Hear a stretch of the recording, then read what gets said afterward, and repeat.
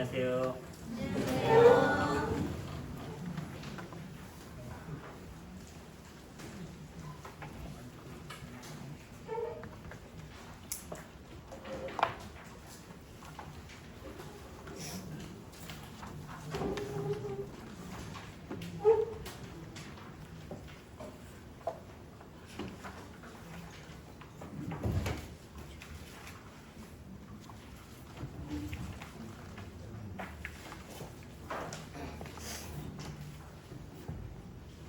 태블릿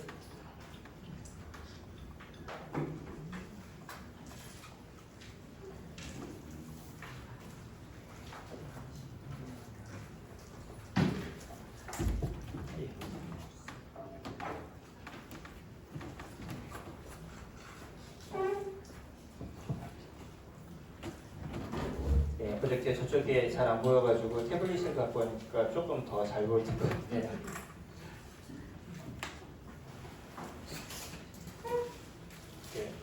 저에게 Q&A에 대해서 말씀 안 하셨는데 그 질문 있는 줄 알았으면 안 왔죠.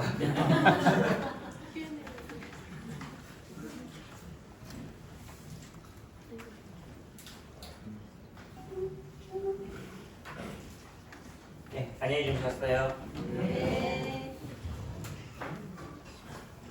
왜 이렇게 번잡하죠? 제가 이 앞에 와서.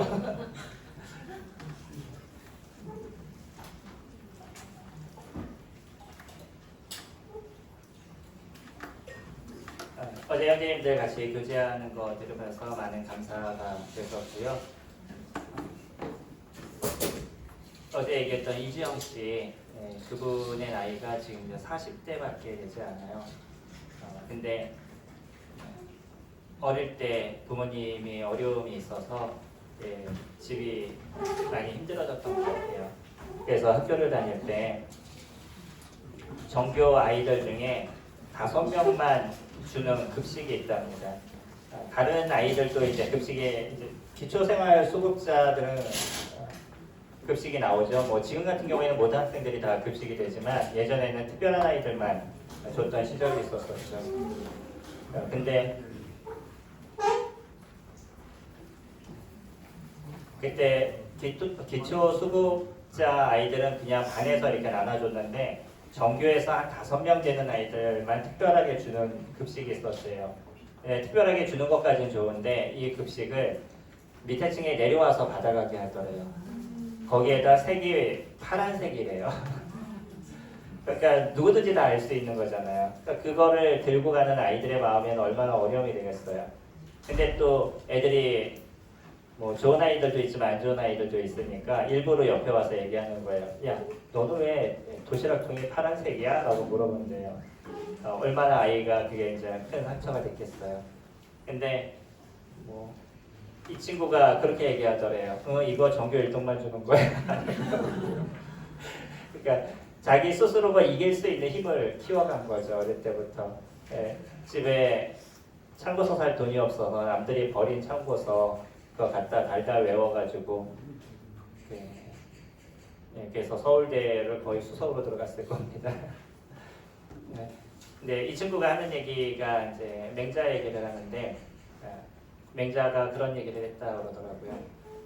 하늘은 가장 귀하게 쓸 사람한테 가장 큰 시련을 준다. 만약에 당신의 삶에 제가 큰 시련이 있다 그러면 하늘이 당신을 크게 쓸 거라고 생각하라 라는 이야기를 했다고 합니다. 그래서 이분이 그 이야기를 마음에 품고 인생을 살고 지금도 그걸 통해서 예전에 누리지 못했던 많은 것을 누리고 있다라고 합니다. 그냥 맹자 얘기지만 사실 저희들의 삶에도 주님이 저희들에게 시련을 주시는 건 이 시련을 통해서 더 큰 사람을 만들어가는 부분들이 있죠. 저희가 그거를 어떻게 인정하고 어떻게 받아가느냐에 따라 가지고 저희를 쓰시는 주님의 모습은 다르다라고 생각합니다. 오늘 저희 특별한 목적을 위한 그의 목소리라고 두 번째 시간을 같이 교제를 드리게 될 텐데요.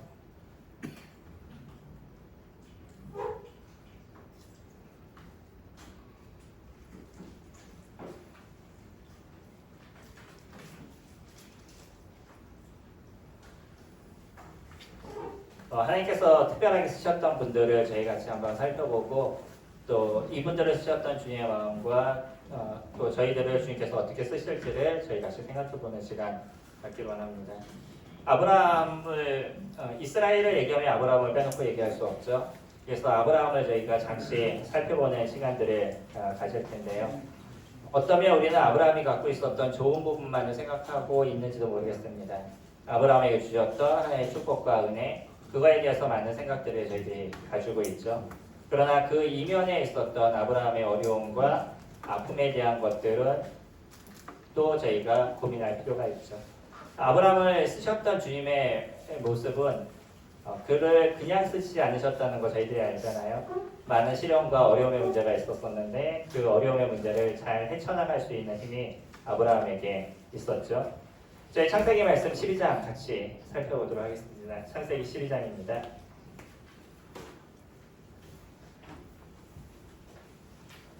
잘 안 보이시나요? 제가 어저께 글씨가 작다는 얘기 들어서 죄송한 마음이 있습니다.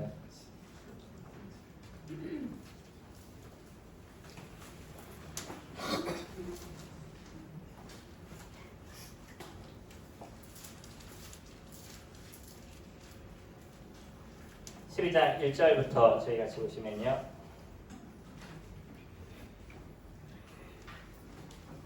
여호와께서 아브라함에게 이르시되 너는 너의 고향과 친척과 아버지의 집을 떠나 내가 네게 부여한 땅으로 가라. 내가 너로 큰 민족을 이루고 네게 복을 주어 내 이름을 창대하게 하리니 너는 복이 될지라.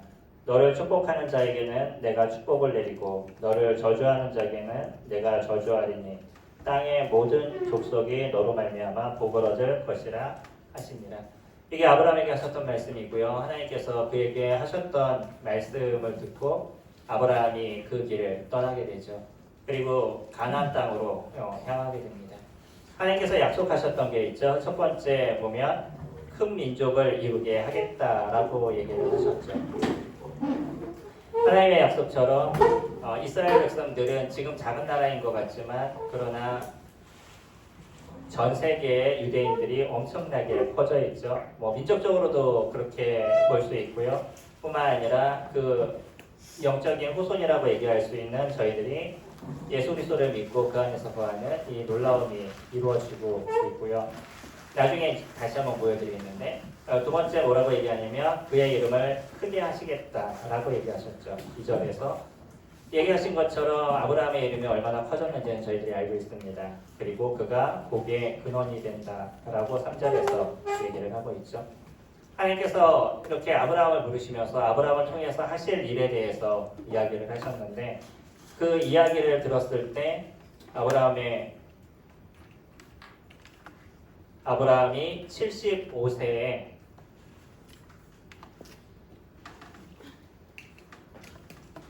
가나안 땅으로 이주를 하게 됩니다.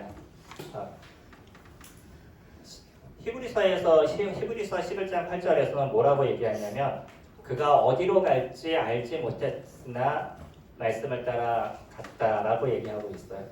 형님들 이사하는데 어디로 갈지 모르면서 이사해 보신 적 있으세요? 지금처럼 인터넷이 잘 돼 있어서 그곳 지역이 어떤 건지 살펴볼 수 있고 알 수 있는 이런 상황이라 그러면 조금 더 다를 겁니다. 일단 가서 인터넷에서 다 살펴보고 가서 정하자 이렇게 얘기할 수도 없지 않아 있을지도 모르겠습니다. 근데 그때 같은 경우에는 그 지역이 어떤 지역인지 전혀 알 수 없는 상황인 거죠. 그러니까 무작정 식구들을 데리고 떠나야 되는데 여행의 길 속에서 산적을 만난다든지 많은 어려움들이 있을 수 있죠. 거기에다가 어느 지역으로 가서 그 토착민들에게 있어서 어떤 어려움을 당할지도 알지 못하는 그런 상황이었었어요. 이런 상황에서 식구들을 데리고 무작정 떠날 수 있다. 이건 쉬운 부분들이 아닌 거죠. 그러니까 하나님께서 얘기하신 것을 그대로 듣고 따라갈 수 있는 것들. 그러니까 하나님의 부르심을 듣고 움직일 수 있었던 그 아브라함의 마음이 하나님께서 아브라함을 쓰실 수 있었던 모습인 거죠. 여기가 지도를 보시면요. 지금 하얀색으로 쳐진데 이것이 갈대아 우르입니다. 여기에서부터 처음에 가서 하란에서 그 데라하고 같이 가서 저기서 살게 되죠. 여기까지의 거리가 약 1000km라고 얘기합니다. 걸어서 가면 한 40일에서 50일 정도 시간이 걸리는 거리고요. 이 하란에서부터 세겜으로 들어오게 되죠. 세겜까지의 거리가 한 700km 정도, 한 45일 정도 걸어야지 갈 수 있는 그런 거리라고 이야기합니다. 그러니까 대략 뭐 만약에 왜 이렇게 잘 넘어가죠? 만약에 우르에서부터 그냥 세겜까지 가는 거리였다라고 얘기한다 그러면 그 거리가 한 4, 5개월을 걸어서 가야 되는 그런 거리예요. 물론 이제 중간에 가다가 하나에서 기다렸다가 거기에서 주님께서 부르셨을 때 세겜으로 가게 된 거죠. 이 긴 거리를 걸어서 가면서까지 하나님께서 얘기하신 것을 따라갈 수 있었던 게 아브라함의 마음이었던 거죠. 주님의 부르심을 받는 사람들의 모습이 그런 것 같아요. 어떤 것에 대해서 너무 따르고 생각하고 그렇게 출발해서는 무엇인가를 얻는데 한계가 있을 수 있죠. 주님께서 얘기하실 때 그 발걸음을 뛸 수 있는 것들, 그게 주님의 은혜를 얻을 수 있는 길의 모습이다라고 생각합니다. 그가 75세에 새로운 땅으로 이주를 했어요. 여기 75세이신 분들 많으시죠? 그때쯤 되면 새로운 땅을 가시겠어요? 있는 곳에서 잘 정착을 하시겠어요? 예, 새로운 땅을 간다는 게 어려우시죠? 연세 드신 분들이 힘들어하시는 게 그런 거더라고요. 아버지, 뭐 우리 집에 와서 사세요 라고 얘기하는데 못 올라오시는 이유가 그곳에서부터 새로운 곳으로 가는 거에 대한 두려움이 있으시다라고 얘기해요. 그리고 또 그곳에 가봤자 거기에서 또 아는 사람도 없고요. 물론 자녀들이 있지만 그러나 그동안 관계를 맺었던 사람들과 헤어지고 새로운 곳을 간다는 게 쉬운 게 아닌 거죠. 아브라함의 마음도 마찬가지였습니다. 이 나이 때까지 함께 관계를 맺었던 많은 사람들이 있는데 그런 사람들을 그냥 갑자기 뒤로하고 새로운 땅으로 가는데 뭐 소위 얘기하는 파라다이스에서 내가 알고 있는 진짜 좋은 곳이라서 떠난다 그러면 좀 다를 수 있지만 그곳이 어딘지도 모르고 어떠면 나라로 갔었을 때 가나안 땅과 그 갈대아하고는 차이가 상당히 컸던 당시의 모습이었던 거죠. 그럼에도 불구하고 그 발걸음을 뛸 수 있었던 그런 믿음이 주님께서 아브라함을 쓰실 수 있었던 부분이겠죠. 그리고 나서 그가 하나님께 또 순종한 우리가 잘 알고 있는 모습들, 그가 100세나 돼서 이삭을 얻었는데 그 얻은 이삭을 주님께 드리라고 했었어요.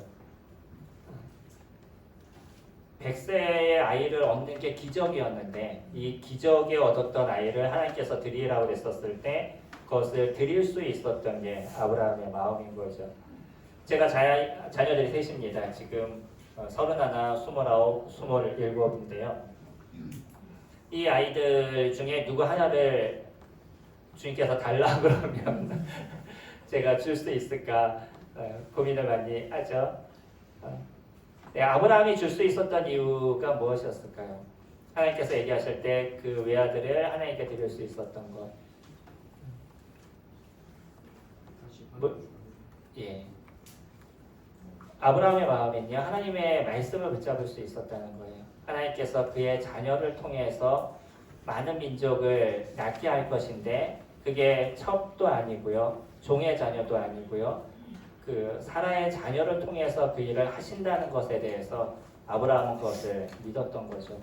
그래서 히브리서에서는 뭐라고 얘기하냐면 혹시 그가 죽어도 다시 살릴 것을 믿었다라고 히브리서 기자는 그렇게 해석을 했었습니다. 그러니까 아브라함의 10년 가운데 숨겨져 있었던 게 그런 거예요. 혹시 이 아이를 주님께서 데려가셔도 주님께서 다시 살리실 거야. 하나님께서 약속하신 것은 반드시 이루실 거야 라는 것에 대한 확신을 아브라함이 갖고 있었다는 거죠. 보이지 않는 것을 믿는 것. 히브리서 1장, 히브리서 말씀 잠깐 보실까요?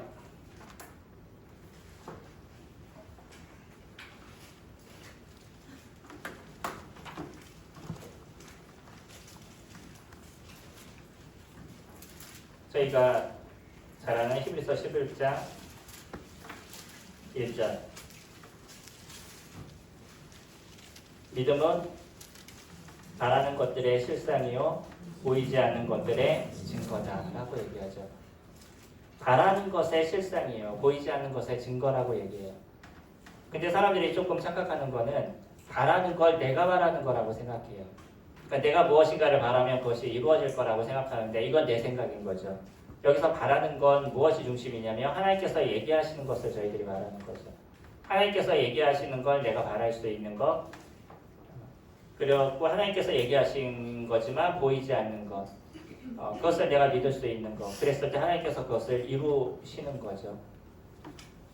믿음이 그렇습니다. 아브라함에게 얘기하신 것처럼 내가 너로 하여금 많은 민족을 주시겠다라고 얘기하신 걸 아브라함은 믿었어요. 그리고 내 씨로 인해서 그것을 하시겠다라는 것을 그가 믿었습니다. 그러니까 이삭을 하나님께서 달라고 그러실 때도 그것을 이삭을 드릴 수 있었던 그런 담대함이 그에게 있었던 거죠. 얼마나 힘들었겠어요. 내 아이를 제물 위에다 올려놓고 제단 위에다 올려놓고 칼을 들어서 그 아이를 죽이려는 순간에 아브라함의 마음은 어땠을까요? 그 이전에 좀 끝내줬으면 좋은데 그러지 않잖아요. 칼을 들었을 때까지 내려치려고 그럴 때까지 기다리셨잖아요. 그리고 나서 아브라함의 믿음이 어떤 건지 우리에게 알려주신 거죠. 아브라함이 죽음을 당할 때 나이가 175세였습니다.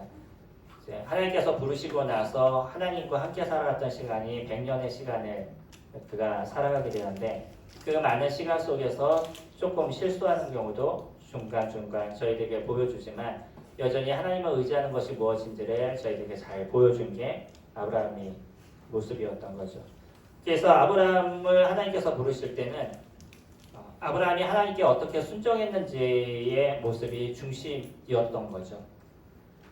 그 결과에 대한 거는 하나님께서 얘기하신 것처럼 가나안 땅을 그가 얻게 되죠. 나중에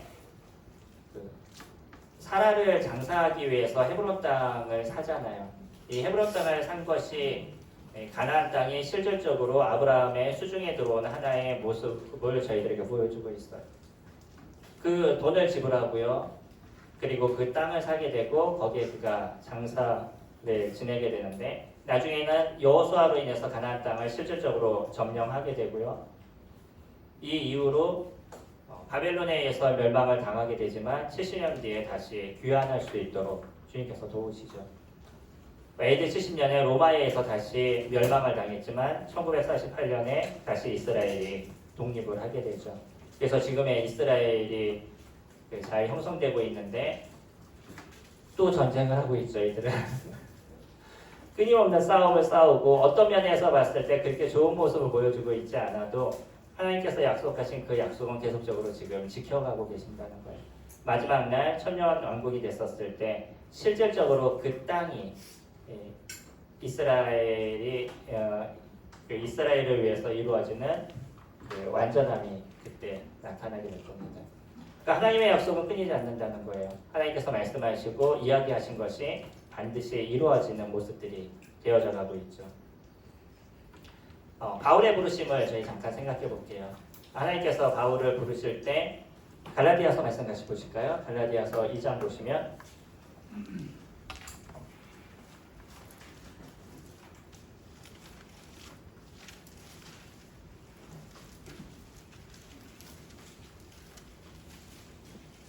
갈라디아서 2장 9절에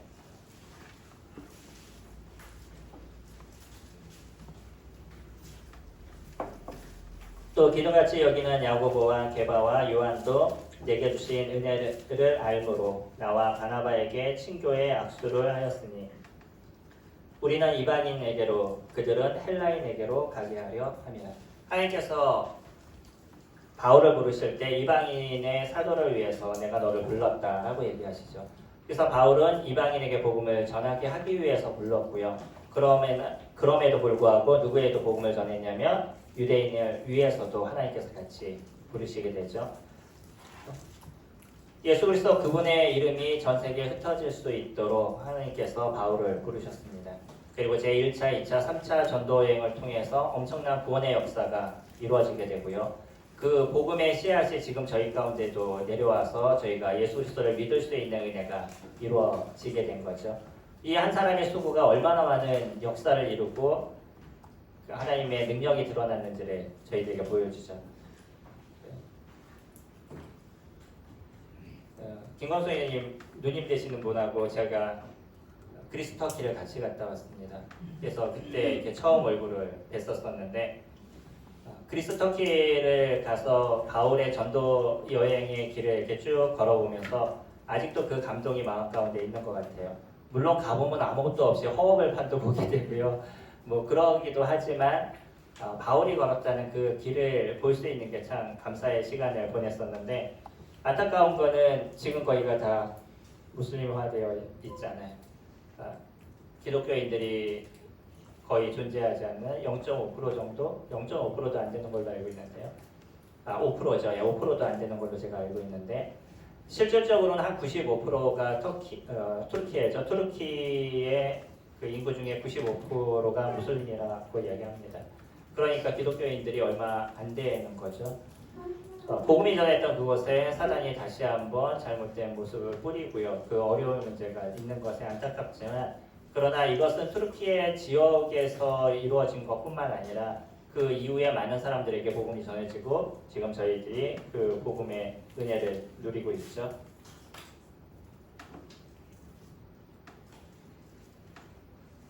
그가 그 주님의 부르심에 대해서 순종함을 통해서 이와 같은 일들이 이루어졌습니다. 예수님께서 그를 부르시게 됐었을 때 바울이 눈이 회복되면서부터 바로 했던 행동이 있었어요. 그게 무엇이죠? 네, 바로 예수는 그리스도라고 전파를 해요.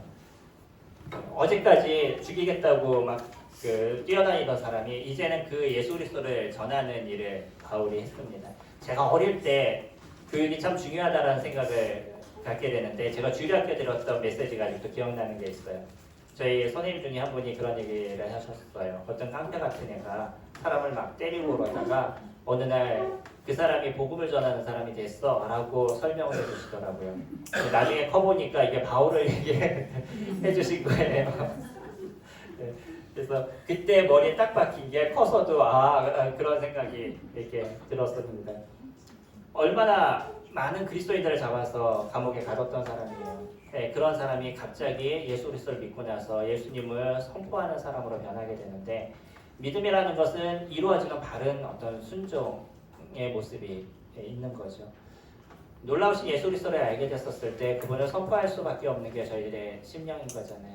저희가 그렇게 살아가고 있는 이유가 예수 그리스도 그분이 어떤 분인지를 저희들이 알고요. 하나님 아들이신 그분이 나를 위해서 죽으셨다는 이 놀라움의 은혜를 내가 알게 됐었을 때 나도 당연히 복음을 전하는 일을 해야 되겠다는 생각을 갖게 되는 거죠. 제가 복음을 위해서 사는데 가장 행복할 때가 있습니다. 그때가 언제냐면 복음을 전했는데 그분이 주님을 믿고 나서 그 얼굴의 빛이 싹 변할 때예요. 그런 분이 있고 아닌 분이 있습니다. 아무런 표정이 없는 분이 있어요. 근데 나중에 보면 진짜 열심히 섬겨요. 뭐 이런 분들도 존재하지만 어떤 분은 순간 이렇게 확 변하는 게 느끼시는 분이 있거든요. 그러면서 막 눈물을 흘리면서 감사하다고 얘기하실 때 그때 그 벅찬 감동이 있어요. 내가 이것을 위해서 사는구나 라는 그런 감동이 있어서 바울도 이 복음을 위해서 살 때 그런 감동을 갖고 살지 않았을까라는 생각을 갖습니다.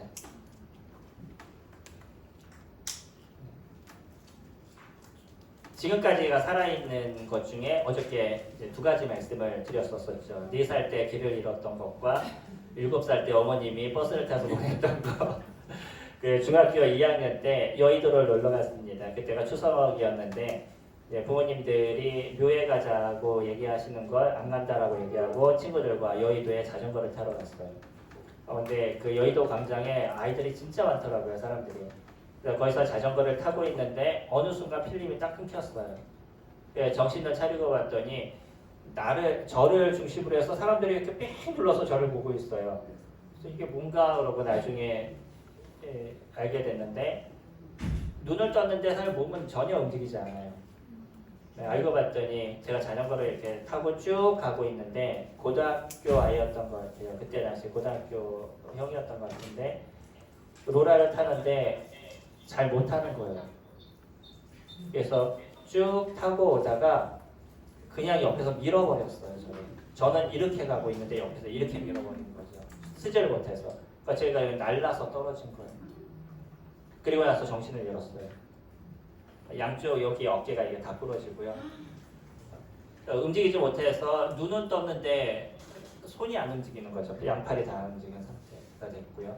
그랬더니 그 같이 왔던 밀었던 분의 형이었던 것 같아요. 네, 저를 이렇게 업어가지고 데리고 가더라고요. 그래서 주변에 있는 사람들은 병원에 데려다 주나 보다라고 이제 생각하고 저도 뭐 무슨 정신이 전혀 없는 거죠. 근데 막 이렇게 데려가더니 풀에다 던져놓고 도망갔어요. 누워 있는데 이게 고개만 돌리는 거죠. 제가 일어날 수가 없으니까 어깨가 부러진 상태니까 일어날 수가 없죠. 그래서 옆에 있는 분들한테 아저씨 막 불러가지고 저 좀 일으켜주세요. 그래서 일어나서 혼자 찾아가가지고 방법초소 가고 방법초소 갔더니 아유 무슨 엄살이 이렇게 많냐고. 아니 아저씨 그런 게 아니고요. 제가 지금 팔이 안 움직여요. 그래서 놀래가지고 전화를 해주더라고요. 그리고 저녁 9시쯤 됐을 때 연락이 돼서 저희 부모님이 오셨어요. 거기에 첫 마디 배고파요. 짜장면 좀 주세요. 근데 그때 당시 기절을 했으면요, 뇌파 치료를 해줘야 돼요. 뇌 치료를 해줘야 돼요. 근데 그때 당시에는 뇌 치료라는 게 별로 없었잖아요. 그래서 그냥 그대로 냅두고 어깨만 이렇게 기부스를 했습니다. 양쪽에 어깨에 기부스를 하니까 이게 한 번 누우면 일어나지를 못해요. 붙을 때까지 좀 고생했던 기억이 있는데 그때 당시에 그냥 기절한 것이 다행이었죠. 죽을 수 있는 상황이었습니다. 그리고 그때 여파가 사실 지금까지 오고요. 지금 조금 크게 오고 있어요. 한편으로는. 제 기억력의 감퇴가 상당히 심해지고 있습니다. 선생님들 이름을 제가 잘 기억하지 못할 거예요. 사람 이름을 기억하지 못하는 천부적인 재능을 제가 갖고 있습니다. 얼굴을 보면 알아요. 근데 성함을 잘 기억이 안 나요. 그리고 단기 기억이 쉽게 잊어먹는 부분들이 지금 많이 있어서 어쨌든 지금까지 주님께서 쓰시는 것에 대해서 감사한 마음이 있고요. 여러 가지 어려움의 문제들을 통과하면서 주님이 그때도 보호해 주신 거죠. 그때 보호해 주시지 않으셨으면 아마 죽을 수 있었던 그런 모습도 있었을 겁니다. 바울을 부르셨던 주님의 모습은요. 바울이 그런 예수 그리스도를 알고 바로 순종하고 따를 수 있었던 것, 그 위험을 감수하면서 복음을 전할 수 있었던 그의 마음을 통해서 주님이 그를 사용하시게 된 거죠. 저희가 아는 것처럼 바울이 얼마나 많은 고생을 당했어요. 산에 가면 산적 때문에 고생을 당하고 바다에 가면 해적 때문에 고생을 당하고 동족 때문에 어려움을 당하고 이방인 때문에 어려움을 당하고 어려움을 안 당한 사람이 없잖아요. 모든 사람한테 대적이 되는 그런 상황 속에서도 그가 알고 있는 예수 그리스도가 얼마나 크신 분인지 얼마나 놀라우신 분인지를 그가 알기 때문에 그런 예수 그리스도를 선포하는 데 그의 인생을 드리게 되는 거죠. 그러니까 사람을 위해서 살아간 게 아니잖아요. 누구를 위해서 살아갔냐면 주님을 위해서 살아갔던 게 바울의 모습이었던 거죠.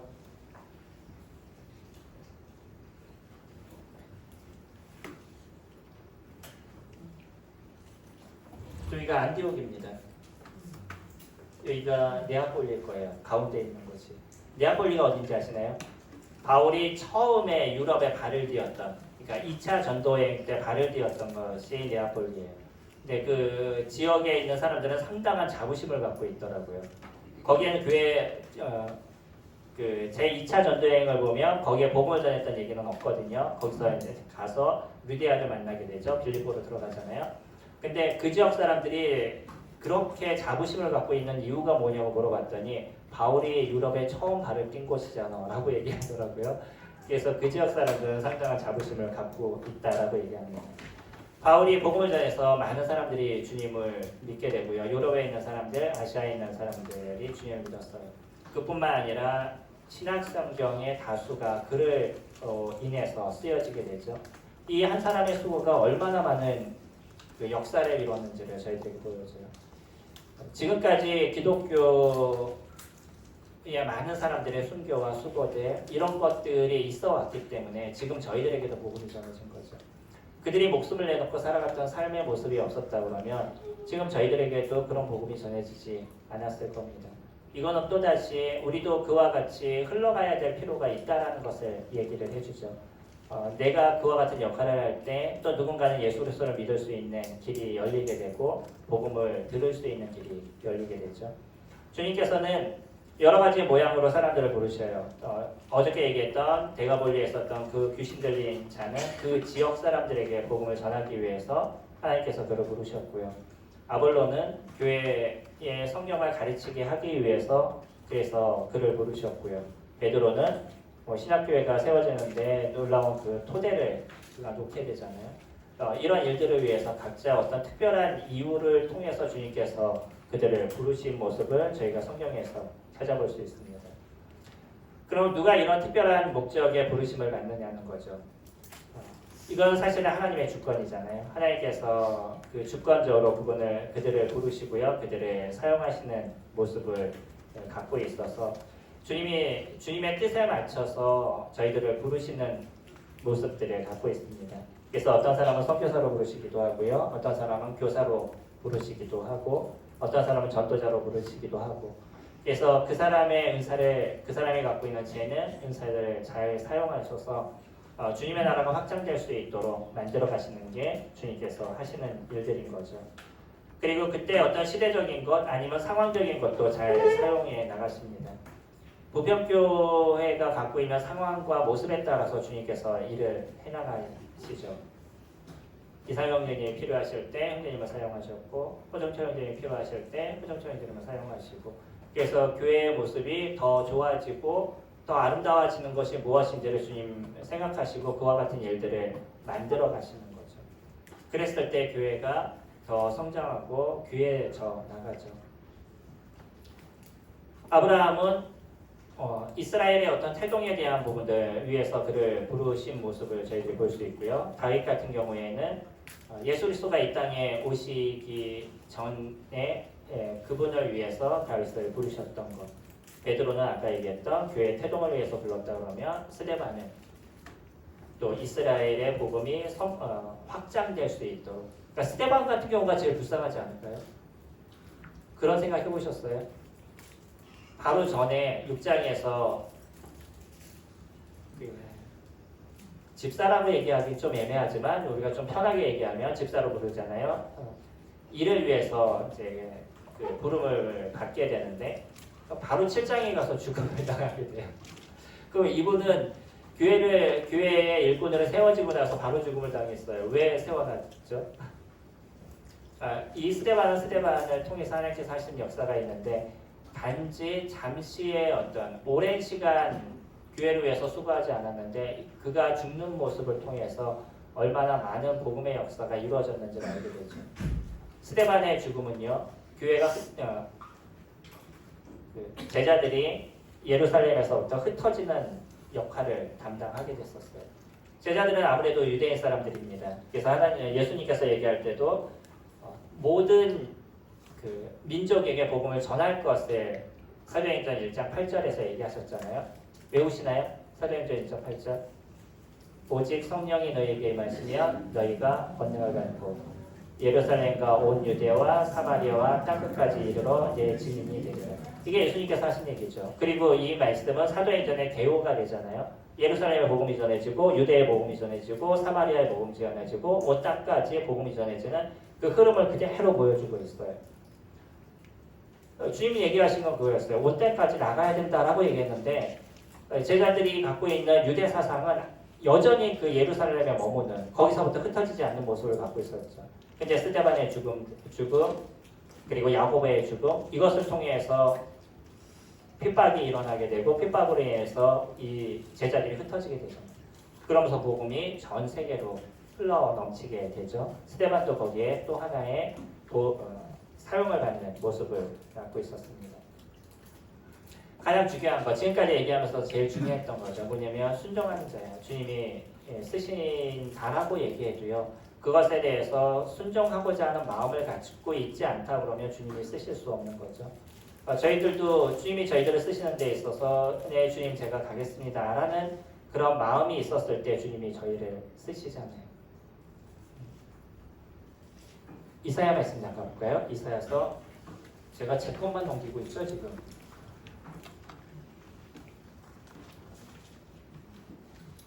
죄송합니다. 열심히 만들어 놓고 저 혼자 보고 있어요. 이사야서 말씀 6장 8절입니다.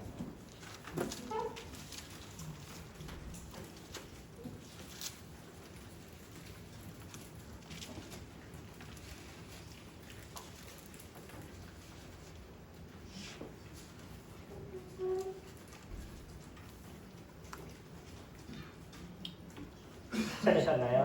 구약 975페이지입니다.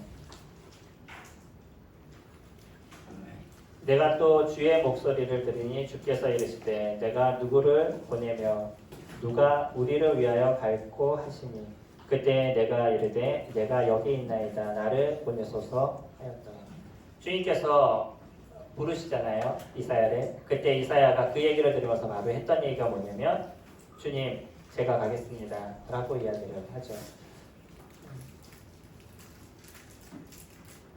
어떤 능력이 좀 부족해도요, 주님께서 부르실 때 거기에 순종하게 되면 주님이 그 사람을 사용하시기 위해서 훈련시키는 거잖아요. 그리고 그 사람을 쓸 수 있도록 만들어 가시죠. 이사야가 주님 앞에 담대함으로 주님 제가 가겠습니다 라고 얘기했었을 때 하나님께서 이사야를 사용하시게 되죠. 12제자들의 모습도 저희들이 보잖아요. 베드로의 모습을 보면요, 베드로가 얼마나 다혈질적인 사람인지 아시죠? 베드로 같은 사람을 보기가 참 쉽지 않을 사람 중에 한 사람이라고 생각해요. 예수님이 물 위를 이렇게 걸어오실 때 그때 폭풍우가 막 치고요, 그리고 배가 흔들리고 막 이런 상황이잖아요. 이런 상황에 어떤 하얀 옷 입은 사람이 이렇게 축축축축 다가와봐요. 어떻겠어요? 이거 진짜 되게 위험하잖아요, 이거는. 근데 막 무서워서 떨다가 내니 두려워하지 말아라 라고 얘기하니까 제자들이 그때야 예수님인 줄 알았어요. 근데 이런 상황 속에서 그 두렵던 게 살짝 없어진 상황 속에서 베드로만이 주님 저도 물 위를 좀 걸어보면 안 될까요? 라고 얘기한 게 베드로예요. 쉽지 않은 생각 아니겠어요? 어떻게 그런 상황에서 저도 물 위를 좀 걸어보겠어요? 라고 얘기하겠어요.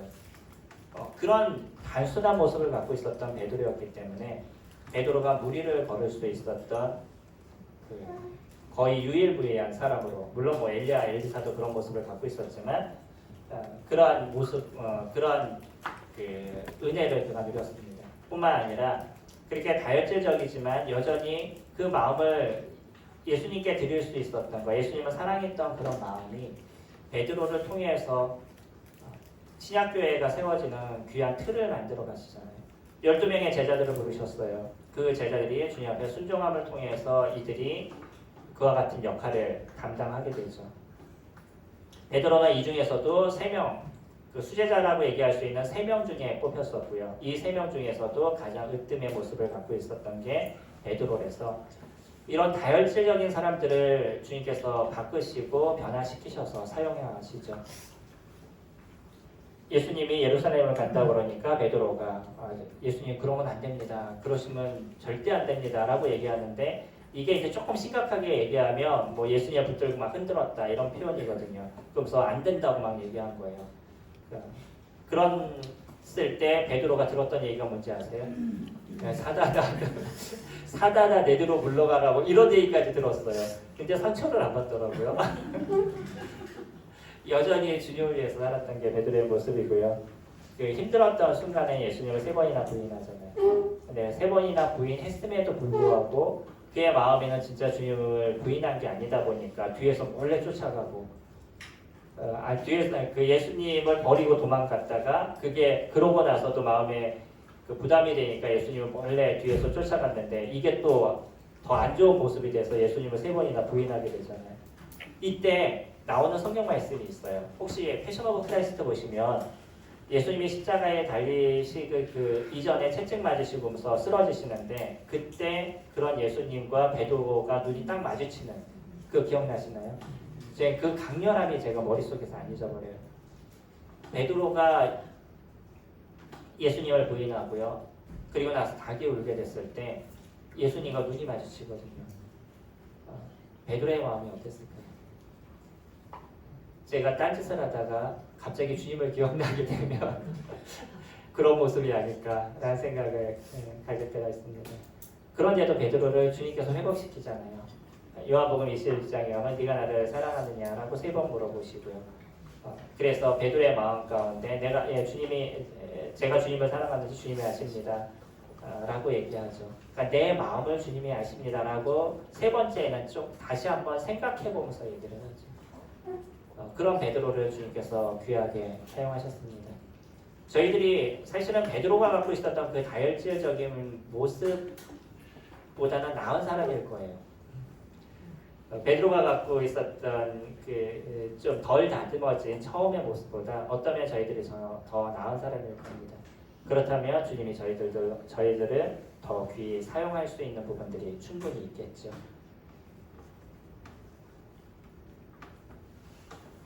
준비한 자를 주님께서 사용하십니다. 그릇이 여러 개 있는데 어떤 건 흙그릇이 있고 어떤 거는 뭐 금그릇이 있고 그렇지만 주님이 쓰시는 거는 무엇이죠?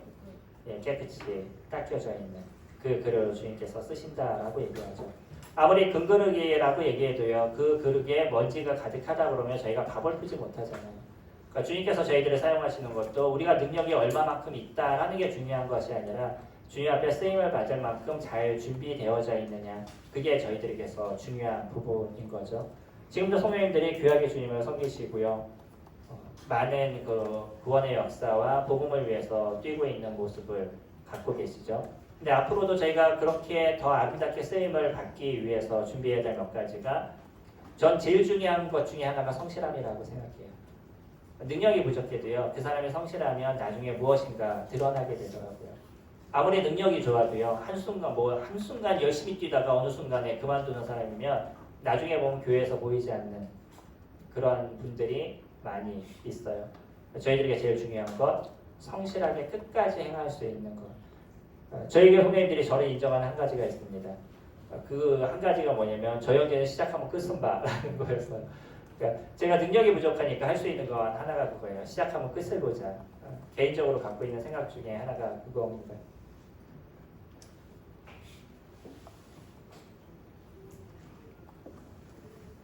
두 번째는 믿음과 성령의 충실한 자를 주님께서 사용하시는데, 다시 얘기하면 성령이 충만하다라고 얘기하는 거는 그 하나님의 말씀을 잘 알고 따를 수 있는 그런 마음이 있다는 거죠. 하나님께서 얘기하신 것에 대한 확신을 저희들이 가질 필요가 있어요. 이게 신뢰인 거죠. 하나님께서 얘기하시면 그것은 반드시 이루어진다라고 우리가 생각하게 되면 주님의 말씀에 대해서 발을 띨 수 있는, 그러니까 보이지 않는 것에 대해서 발을 띨 수 있는 확신이 저희들에게 있을 겁니다. 아브라함이 쓰임을 받았던 게 그런 거였다고 말씀드렸잖아요. 하나님께서 얘기하신 건 반드시 이루어진다는 확신이 그에게 있었기 때문에 그가 발을 띄게 됐고요. 그리고 실질적으로 하나님께서 얘기하신 것처럼 태가 끊어진, 그러니까 아이를 낳을 수 없는 사라가 아이를 낳는 그런 역사가 일어나게 되죠.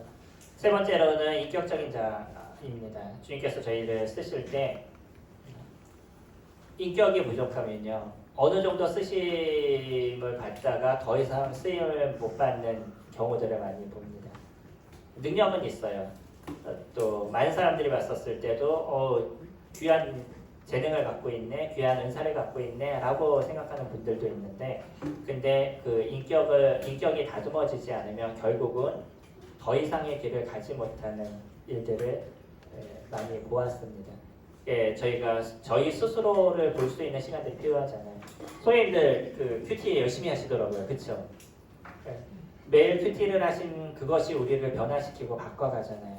이것처럼 중요한 게 없다라고 생각합니다. 저희가 성경 공부를 하는 것도 중요하지만 더 중요한 거는 매일의 삶에서 내가 말씀을 보고 그 말씀이 나를 바꿔갈 수 있도록 내가 거기서 실질적인 적용을 이뤄가는 삶을 살아갈 때 우리의 모습들의 변화가 일어나는 거죠. 인격은 한순간에 변하지 않더라고요. 아주 오랜 순간 다듬어지고 또 그 속에서 나의 무익함과 내가 얼마만큼의 연약한 존재인 줄 알고 그러다가 조금 지나면 그래도 잘한 것처럼 잘난 척을 하다가 또 한번 무너지고 뭐 이런 시간들을 보내면서 우리의 모습이 변해가는 거잖아요. 그러니까 무단한 노력과 그 처절한 싸움이 때로는 필요한 게 인격의 변화더라고요. 저도 이런 어떤 변화 속에서 많은 좌절을 느껴보고 또 창피도 당해보고 이러면서 조금씩 변해가는 것 같습니다. 네 번째는 배움을 즐기는 자. 가르치는 사람이 주님을 그러니까 성경을 잘 모르면 안 되잖아요.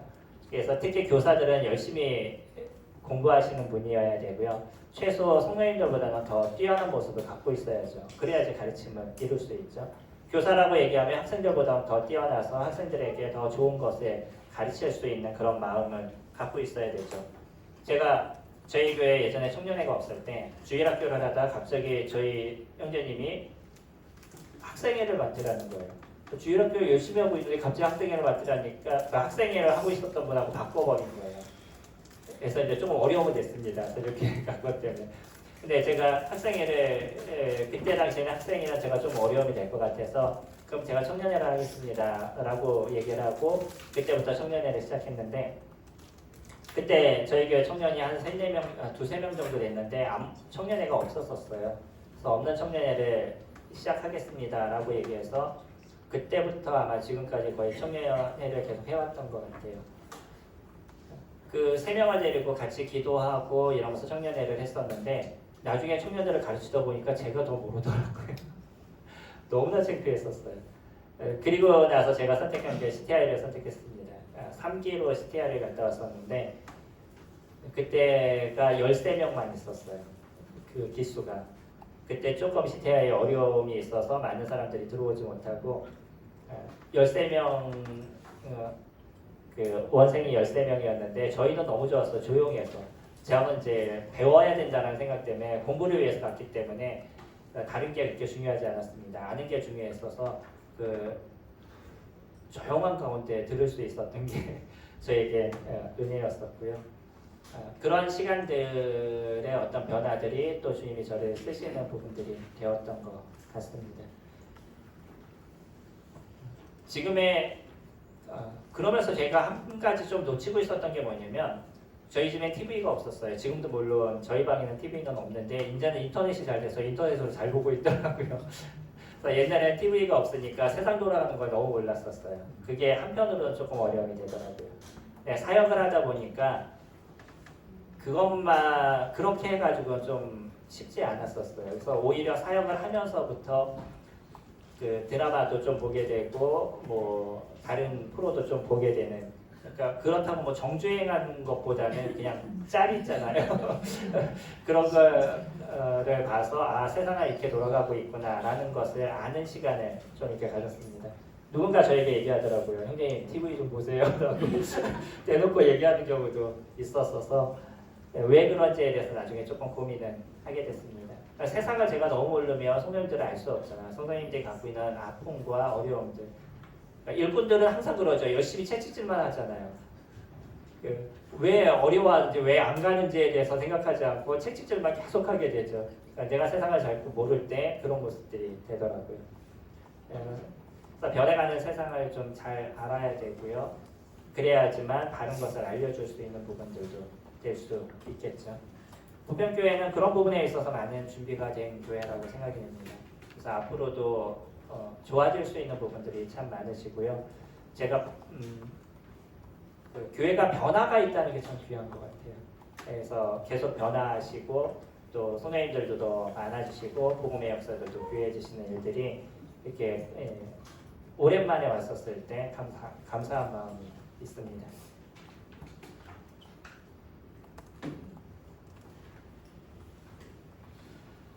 그리고요 보편적인 부르심에 순종하는 자. 다음 시간에 저희가 보편적인 부르심을 말씀을 드릴 텐데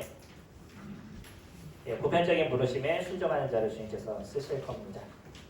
그리고요 5번째로요 지금도 특별한 부르심이 있느냐는 거죠. 주님께서 특별하게 저희들을 지금도 부르시죠. 교회를 위해서 부르시는 경우가 있고요. 복음을 위해서 부르시는 경우가 있고 해외 선교를 위해서 부르시기도 하고 또 특히 전문적인 사역을 위해서도 부르십니다. 저희 교회가 좀 규모가 작잖아요. 그러다 보니까 저희가 은사를 쓰는 데 있어서 부족한 부분들이 있는 것 같아요. 제가 젊은 친구들하고 오랫동안 소통하면서 느꼈던 것 중에 하나가 의외로 젊은 사람들은요 교회에서 헌신하고 싶은 마음이 많아요. 근데 문제가 뭐냐면 자기 재능을 갖고 교회에서 쓰는데 한계를 느껴요. 피아노를 전공한 형제가 피아노를 갖고 교회에서 쓰기를 원하는데 교회에서 피아노는 예배 때 잠깐, 모할 때 잠깐, 그리고 또 그걸로 갖고 그 사람이 생활이 되지 않잖아요. 일반 교회는 피아노 치는 분에게도 페이를 주죠. 그러니까 그 사람이 교회에서 자기 재능을 잘 쓰고요. 거기서 생활도 어느 정도 해소할 수 있는 부분들이 있는데 저희들은 그것이 되지 않으니까 한편으로 외부 교회에서 콜을 하는 거예요. 큰 교회에서 우리 교회 와서 피아노를 쳐라. 그러면 페이를 얼마 줄게. 대신에 우리 교회 등록해야 돼. 이렇게 얘기를 해요. 그러니까 갈등을 해요. 젊은 형제들. 나는 주님을 위해서 살고 싶은데 그거에 어떤 한계를 느끼니까. 그래도 제가 지금 교제하고 있는 친구들이 그런 어떤 유혹들을 잘 이기고 나름대로 자비량하면서 교회를 섬기는 모습을 보고 있는데 참 귀하다라고 생각합니다. 지금 이제 저희 교회에 왔던 형제도 영상적으로 탁월한 일을 하고 있는 형제예요. 근데 제가 아주 큰 모임 중에서 큰 교회도 소개시켜줬었어요. 그래서 그 교회에서 혹시 좀 페이를 주면서 이 형제를 쓸 수 있겠냐라고 소개를 시켜줬는데 결국은 어려워하시더라고요. 좀 안타까웠었어요. 외부 지역에서 그냥 아주 적은 금액을 받고 그리고 많은 일을 했었어요. 한동안요. 페이가 한 100만 원 정도밖에 되지 않은 페이를 받고서는 여름상용학교 모든 그 컨텐츠를 다 만드는 거예요. 그래서 이걸 만들어서 이 회사가 그런 회사예요. 그렇게 그 컨텐츠를 다 만들어서 그걸 갖고 전국에 있는 교회에 시연을 보여줘요. 그 사람들이 다른 교회에서 와서 그것을 보고 그 교재를 사가는 거죠. 그런 다른 그 출판사에 소속돼서 그 일을 오랫동안 했었었는데 결혼한 가정이 그 100만 원, 120만 원 받고 생활한다는 게 쉽지 않잖아요. 그래도 주님을 위해서 살고 싶어서 그렇게 살아가고 있는 형제였는데 좀 안타까웠습니다. 다른 교회, 우리 교회도 안타까운 거죠. 우리가 그걸 또 소용할 수 없으니까. 다른 교회 소개시켜줬는데 또 그것도 안 돼서 한동안 좀 형제가 좀 방황도 하고 그랬었어요. 잘 자리 잡고 잘 섬기다가 감사하게도 저에게로 오겠대요. 그래서 오라 그랬죠. 그래서 지금 잘 섬기고 있습니다. 문서, 행정, 교육 할 수 있는 게 너무나 많아요. 그렇지 않나요? 그래서 교회가 저는 조금 더 커질 필요도 있다고 생각합니다. 이런 은사가 잘 사용되기 위해서는 꼭 뭐 사역자를 하거나 전도자를 하는 것만이 주님의 부르심이 아니잖아요. 할 수 있는 일이 너무나 많아요. 그래서 교회가 이렇게 자기의 재능을 갖고 쓰기를 원하는 사람들을 잘 발굴하고 그런 은사가 사용될 수 있도록 잘 자리를 만들어주고 그럴 필요가 분명히 있죠. 그러면 부르심에 대해서 우리가 어떻게 알 수 있냐는 거죠. 일단은 교회입니다. 그러니까 누구의 얘기가 중요할 수 있냐면 인도자의 얘기가 중요할 수 있어요. 교회 장로 형제님들과 잘 상의를 하시고요. 그리고 장로 형제님들한테 어떤 사역을 하고 싶으면 한번 여쭤보세요. 제가 이런 사역을 하고 싶습니다. 그러면 장로님들이 그게 옳다라고 보여지면 그 일을 맡길 거고요. 조금 기다려야 된다라고 생각하면 그래 형제 좀만 기다려 라고 얘기하실 수 있겠죠. 아니면 일꾼들이 봤었을 때는 오히려 다른 부서에서 일하는 게 좋을 것 같은 생각이 들 수도 있으니까 그렇게 권유할 수도 있어서 인도자분들의 이야기를 잘 들을 수 있는 게 필요하고요. 그리고 때로는 형제 이런 일을 할 수 있으면 좋겠어 라고 얘기할 때는 그분의 은사를 보고 얘기하는 거잖아요. 인도자분들이. 그러니까 그랬을 때 한번 순종해보는 것도 좋다라고 생각합니다. 제가 교회를 섬기면서 거의 모든 걸 다 해봤어요. 아까 말씀드렸던 학생회와 빼놓고 제가 모든 걸 거의 다 해봤습니다. 그리고 났더니 교회 사역을 하게 됐을 때 어려움이 없더라고요. 어느 부서에 뭐가 필요하고 어떻게 운영하면 되고 이게 머릿속에 다 들어와 있어서 교회를 섬기는데 큰 도움이 됐습니다. 많은 것을 해보면 나중에 내 은사가 무엇인지가 정확하게 보게 돼요. 제가 주일학교를 할 때는 주일학교가 제 은사인 줄 알았어요. 청년회라니까 청년회가 내 은사네? 라고 생각했었어요. 근데 나중에 보니까 그게 아니라 목양이 재은사더라고요. 주일학교 때도 사람들을 관리하는 거였고요. 청년회 때도 사람들을 관리하는 것들. 지금 교회도 교회를 관리하는 것. 그러니까 뭐 교사적인 것, 목양적인 것 이것이 제 은사였던 걸 나중에 다시 한번 정확하게 보게 됐습니다. 교회 성도님들의 얘기도 저희가 잘 들을 필요가 있죠. 여러 성도님들이 그 사람을 보면 인정해요. 이 형제는 이런 부분들을 잘하네, 뭐 이 자매는 이런 것들을 잘하네 라는 것을 보이기 때문에 교회 성도님들을 통해서도 그런 부분들을 볼 수 있고요. 다만 저희가 조심해야 되는 것들,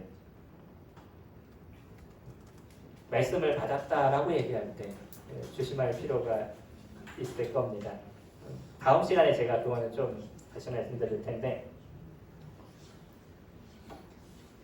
간혹은 그런 부분들이 있는 거예요. 말씀을 받았다 그래서 혼자 이렇게 나가시는 경우들이 있죠.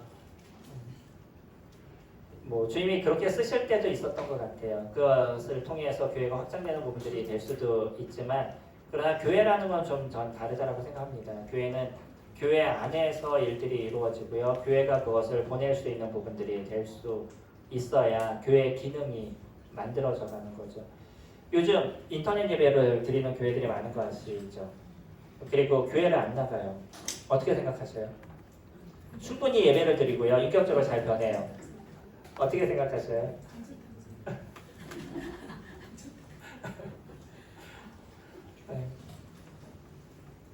뭐 피치 못할 사정이 있어서 못 나오시거나 이런 거는 이제 별 수 없죠. 저희도 이제 감사하니까 가끔은 성도님들이 여행을 간다고 하면 저는 절대 그게 용납이 안 되는 사람이에요. 저 개인적으로 주일날 여행을 간다? 그 용납이 안 되는 사람인데 요즘 시대는 좀 다르잖아요. 그래서 시간이 별로 없는데 가끔 가족끼리 나가야 될 필요가 있다 그래서 나가면 다녀와라고 저는 편하게 얘기는 합니다. 그러면 다만 하는 얘기가 있어요. 그곳에서 그냥 예배는 드렸으면 좋겠어 라고 얘기를 하고요. 제일 먼저는 그 지역에 있다고, 교회가 있다면 그 지역으로 가서 예배를 드렸으면 좋겠고, 그것도 안 됐다 그러면 저희들도 매주 유튜브로 예배 실시간으로 송출을 하고 있거든요. 그 유튜브에 들어와서 예배 드려 라고는 얘기를 합니다. 근데 제가 교회로 모인다는 자체는 이 안에서 저희의 양육이 이루어지는 거잖아요. 모난 부분이 만들어지고, 오늘도 같이 자니까 좋은 것만 있으세요? 안 좋은 것도 있으세요? 사람들이 부딪히면 계속 문제가 발생하지 않나요? 그 사람이 갖고 있었던 성격도 알게 되고 전혀 보지 못했던 그런 습관들도 보게 되고 그것 때문에 어려워지고 힘들어지는 그런 부분들이 있죠. 교회는 같이 모여서 그 사람의 내가 갖고 있는 못난 것도 나타나고요. 그런 못난 거를 그 안에서 해결하고 이런 시간을 갖는 게 교회인 거잖아요. 그래서 이 교회를 통해서 인격적으로 저희들이 변하게 되고요. 그리고 다른 사람을 통해서 또 새로운 것들을 저희들이 알아가고 그러면서 만들어지는 게 교회의 모습인 거죠. CTI에 가면요. 지금 CTI 학생도 2명 있잖아요. CTI에 가면 항상 느끼는 게 한 3개월쯤 되면 서로가 안 보는 사람들이 있더라고요. 같은 방에서 살아요. 같은 방에서 몇 명이서 사는데 이게 하루 이틀이죠. 1년을 같이 살다 보면 어려움이 안 생기겠어요? 분명히 생깁니다. 그러한 생기는데 그거를 이제 헤쳐나가는 시간인 거예요. 이게 이제 CTI라고 저는 생각해요. 그래서 그것을 이겨가고 나중에 이해해주고 서로 보듬어 줄 수 있는 부분들. 그러면서 이제 성장하게 되는 거죠. 교회 모습도요. 저희가 그렇게 교회로 모여서 같이 우리가 갖고 있는 연약함과 안 좋은 부분들을 해결해 나가고 거기에서 저희들이 성장해 나가고 그러면서 저희들이 일꾼으로 만들어져 가는 거죠.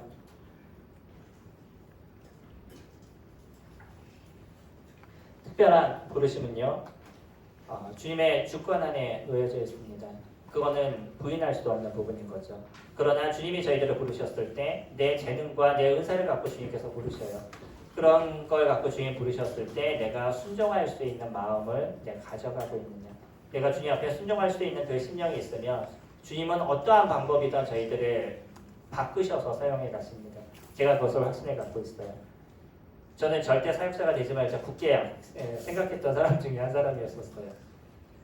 사역하는 자체에 대한 어려움을 갖고 있었어서 사역을 절대 하지 않겠다라고 생각했었는데 어느 순간 보니까 제가 사역을 하고 있더라고요. 그리고 그 사역을 하면서 개인적인 성격, 여러 가지 어려움의 문제들이 많이 있었는데 어떻게 하든 주님께서 바꿔가셔요. 변화시켜 가시고 그래서 주님이 쓰시기에 합당하게 만들어 가시는 게 주님이시더라고요.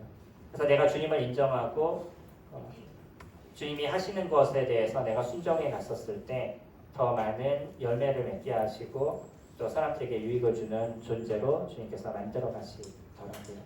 여기 계시는 성도님들도 참 귀하게 섬기시는 게 감사가 됩니다. 그리고 주님께서 또 특별하게 성도님들을 부르실 거예요. 다음 시간에 제가 보편적인 부르심에 대해서 같이 교제를 드릴 텐데요. 사실 특별한 부르심이나 보편적인 부르심이나 어떻게 보면 결국은 같을 거예요. 네, 주님이 저희들을 부르신다는 것. 그것을 다음 시간에 다시 교제 드리도록 하겠습니다. 기도하겠습니다.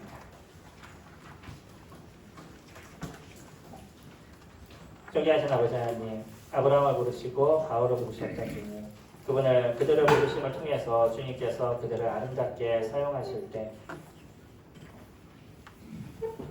그들의 역사가 얼마나 놀라운 일들을 이뤄갔는지 저희가 교훈을 얻을 수 있도록 도우시며 감사를 드립니다. 이사야가 내가 누구를 보낼 거라고 주님 말씀하실 때 제가 여기 있나이다 라고 얘기했던 것처럼 저희들이 주님 앞에 순종할 수 있는 자들이 될 수 있도록 인도하시고 또 주님이 저희들을 쓰실 때 그 사용될 수 있는 저희들의 모습이 될 수 있도록 주님 인도하시기 바랍니다.